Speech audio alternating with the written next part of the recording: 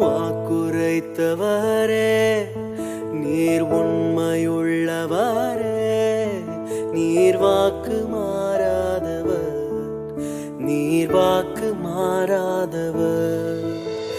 காலங்கள் மாறலாம், சூழ்நிலை மாறலாம், மனிதர்கள் மாறலாம், நீரோ என்றும் மாறாதவர். மகன் தூய ஆவியின் திரியேக ஆசீர்வாதம் உங்களையும் என்னையும் ஆசீர்வதித்து காப்பதாக. இந்த நாளுக்காக தெரிந்து கொண்ட திருமறை பகுதி உபாகமம் 31 அதிகாரம் 1 வசனம். எனக்கு 120 வயது, இனிமேல் என்னால் நடமாட தெரிய முடியாது என்று மோசே இஸ்ரவேலின் கடவுள் இடத்திலும் இஸ்ரவேலர் யாவரிடத்திலும் சொல்கிறான். அன்பான இறை மக்களே, மனிதனுடைய ஆயுசு காலங்களை குறிக்கும் பொழுது ஆண்டவர் சொல்கிறார், பலத்தின் மிகுதியினால் 80 ஆண்டுகள் என்று சொல்கிறார்.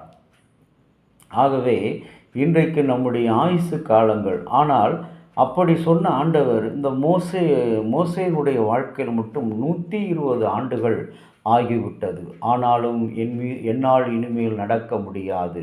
அவனிடத்தில் இஸ்ரவேல் மக்களை அழைத்து வரும்பொழுது, செங்கடலை கடந்து வரும்போது, எரிகோ சுவரை தகர்த்து உடைக்கும் பொழுது, பாலைவனத்தில் தண்ணீர் இல்லாமல் கஷ்டப்படும் பொழுதெல்லாம் அந்த மக்களோடு போராடி அவர்களை தெய்வ பக்திக்கும் தெய்வ கீழ்ப்படுதலுக்கும் வழிநடத்துவதற்காக அவர் எடுத்துக்கொண்ட ஒவ்வொரு முயற்சிகளையும் ஆண்டவராகிய கடவுளிடத்தில் கேட்டு அவர் மிகவும் போராடி ஜெயித்த ஒரு மனிதனாக இருந்தான். ஆனால் அப்படிப்பட்ட மனிதனுடைய வாழ்க்கையிலும் கூட ஒரு அவநம்பிக்கை, இனிமேல் என்னால் நடக்க முடியாது. அன்பான இறை மக்களே, என் வாழ்க்கையே இருளாகி போனது என்று இன்றைக்கு நம்மில் அநேகம் பேர் புலம்பிக் கொண்டிருக்கிறோம்.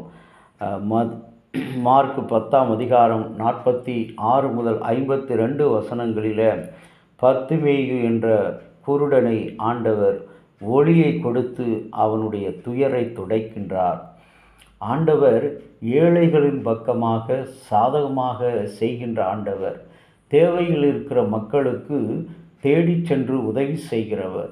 யார் இல்லையோ அவர்களுக்கு உதவியாக நான் இருக்கிறேன் என்று சொல்லுகிறவர். இந்த பர்த்திமேயு என்ற குருடனுடைய வாழ்விலே பார்வை இந்த நிகழ்வு தரப்பட்டாலும் பார்வையற்ற மனிதன் தீமோத்தேயுவின் மகன் பர்த்திமேயு என்ற பெயரை இங்கு விசேஷமாக மார்க் 10 அதிகாரம் 46 முதல் 50-56 வரை கொடுத்திருக்கிறார். ஆகவே பர்த்திமேயுனுடைய உரிய தனித்துவமான ஒரு பகுதியாக இந்த நிகழ்ச்சி காணப்படுகிறது. இயேசு தம்முடைய சீடர்களுக்கு எரிகோவை விட்டு வெளியே வரும்பொழுது பிச்சை எடுத்து கொண்டிருந்த ஒரு பார்வையற்ற ஒரு குருடனை அங்கு பார்க்கிறோம். மகனே, எனக்கு இறங்கும் தாவீதின் குமாரனே என்று சொல்வதை பார்க்கிறோம்.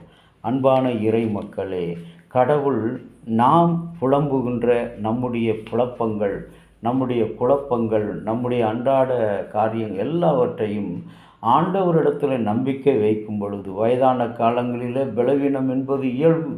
மனிதனுடைய சரீரத்தினுடைய இரத்தத்தினுடைய அழுத்தங்கள், இரத்தத்தினுடைய அந்த பலன் எல்லாம் குறைந்து போகும். ஆனாலும் கூட தேவன் உன் பலவீனத்தில் என்னுடைய பலன் பூரணமாயிருக்கும். இன்றைக்கு யார் வியாதியாக இருக்கிறார்களோ, யார் பலவீனத்தோடு இருக்கிறார்களோ, மன அழுத்தத்தோடு இருக்கிறார், அவர் அனைவருக்கும் ஒரு ஆறுதலையும் பலத்தை கொடுக்கிறவராக இருக்கிறார். அந்த பலத்தோடு இன்றைக்கு நாம் ஆண்டவரை நோக்கி பார்ப்போம்.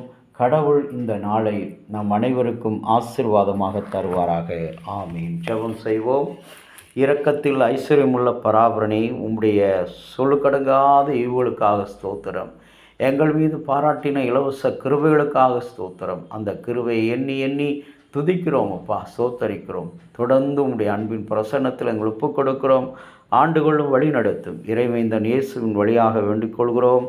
ஜீவனுள்ள நல்ல பிதாவே, ஆமீன். தந்தையாகிய கடவுளின் அன்பும் மைந்தராகிய இயேசுனுடைய அருளும் பரிசுத்த ஆவியினுடைய நல்ல உறவும் பாதுகாப்பும் அனைவரோடு கூட இருப்பதாக. ஆமீன்.